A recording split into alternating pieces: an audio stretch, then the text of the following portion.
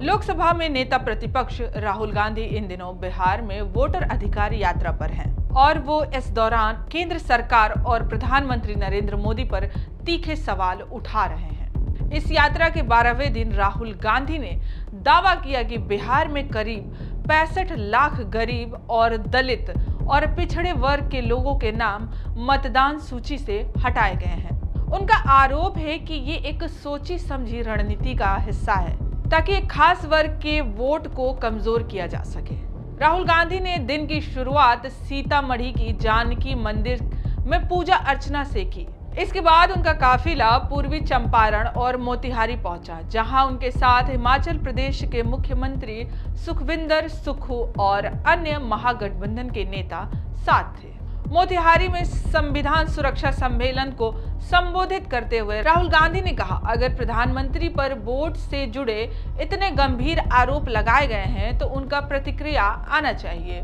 उनकी चुप्पी कई सवाल खड़े करती है। राहुल गांधी का ये दावा है कि बिहार में लाखों नाम जानबूझकर हटाए गए हैं और कुछ जगहों पर फर्जी नाम भी जोड़े गए हैं।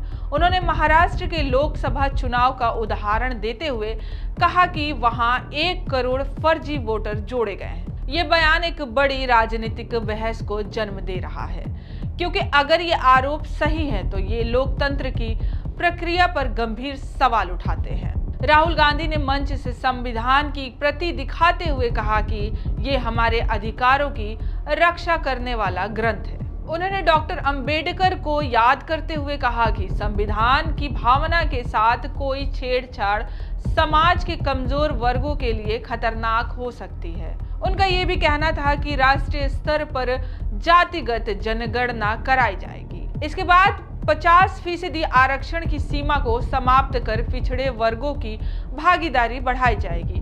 उन्होंने कॉरपोरेट, सरकारी और मनोरंजन जैसी क्षेत्रों में प्रतिनिधित्व का मुद्दा उठाया और इसे बदलने की बात कही। इस पूरी यात्रा और बयानों के बीच कई सवाल खड़े हो रहे हैं। क्या वास्तव में इतने बड़े स्तर पर वोटर लिस्ट से नाम हटाए गए हैं? क्या फर्जी नाम जोड़े गए हैं? और अगर ये सब कुछ हुआ है तो इसकी जांच कौन करेगा? वहीं बीजेपी और सरकार की ओर से अभी तक इस पर औपचारिक प्रतिक्रिया सामने नहीं आई है। आप क्या सोचते हैं? क्या राहुल गांधी के आरोप सिर्फ राजनीतिक रणनीति हैं या इसमें कोई गंभीर संकेत छिपा है? क्या ये एक नया राजनीतिक विमर्श बन सकता है या फिर ये चुनाव से पहले एक कवायद भर है? अपनी राय कमेंट में जरूर दें। वीडियो पसंद आए तो लाइक, शेयर और चैनल को सब्सक्राइब करना ना भूलें।